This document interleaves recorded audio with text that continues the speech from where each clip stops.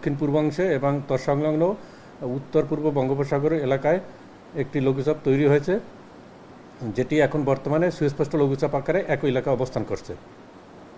এই সুস্পষ্ট লঘুচাপের প্রভাবে দেশের দক্ষিণ অংশে অর্থাৎ খুলনা, বরিশাল, চট্টগ্রাম, ঢাকা এই বিভাগসমূহের কোথাও কোথাও ভারী থেকে অতি ভারী বর্ষণের সম্ভাবনা রয়েছে। এর প্রভাবে পাহাড়ি এলাকায় ভূমিধসের সম্ভাবনাও রয়েছে। ভারী বৃষ্টি হচ্ছে কোন কোন এলাকায় হবে, কোন কোন বিভাগগুলোতে? খুলনা, বরিশাল, চট্টগ্রাম ও ঢাকা বিভাগের কোথাও কোথাও ভারী থেকে অতি ভারী বর্ষণের সম্ভাবনা এবং সেই সাথে চট্টগ্রাম বিভাগের পাহাড়ি এলাকায় ভূমিধসের সম্ভাবনা রয়েছে।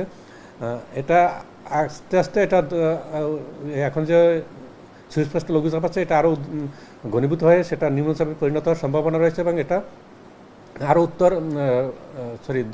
উত্তর পশ্চিম দিকে অগ্রসর হয় সেটা বাংলাদেশের মধ্যভাগের উপর দিয়ে সেটা ভারতের দিকে অতিক্রম করার সম্ভাবনা রয়েছে। এর ফলে আজকে রাতে বা আগামী দিন সারা দেশের ভারী থেকে অতি ভারী বর্ষণের সম্ভাবনা রয়েছে। আজকে সকাল 6টা পর্যন্ত গত 24 ঘন্টায় দেশের সর্বোচ্চ বৃষ্টিপাত রেকর্ড করা হয়েছে কক্সবাজারে 378 মিলিমিটার, এছাড়াও টেকনাফে 234 মিলিমিটার এবং পটুয়াখালীতে 170 মিলিমিটার বৃষ্টিপাত রেকর্ড করা হয়েছে।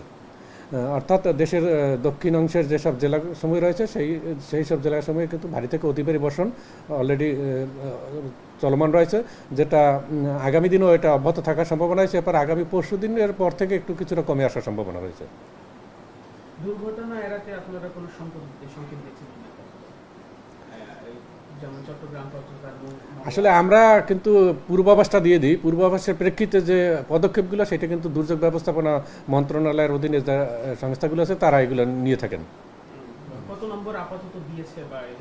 উত্তর বঙ্গোপসাগরে যে দমকা বা ঝড়ার প্রভাব রয়েছে, এর প্রভাবে আমরা বাংলাদেশের যে সমুদ্র বন্দর সমূহ আছে সেই সব সমুদ্র বন্দর সমূহকে 3 নম্বর স্থানীয় সতর্ক সংকেত দেখিয়ে যেতে বলা হয়েছে।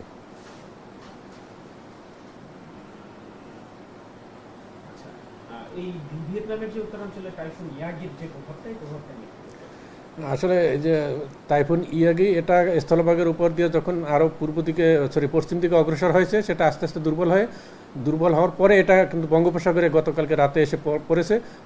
বঙ্গোপসাগরে পড়ার পর এটা কিন্তু আবার একটু শক্তিশালী হয়েছে এবং শক্তিশালী হয়ে সেটা গতরাতেই লঘুচাপ তৈরি করেছে এবং সেটা এখন বর্তমানে সুস্পষ্ট লঘুচাপ আকারে উত্তর বঙ্গোপসাগর এবং তৎসংলগ্ন বাংলাদেশের যে দক্ষিণ পূর্ব অঞ্চল আছে এর উপর অবস্থান করছে।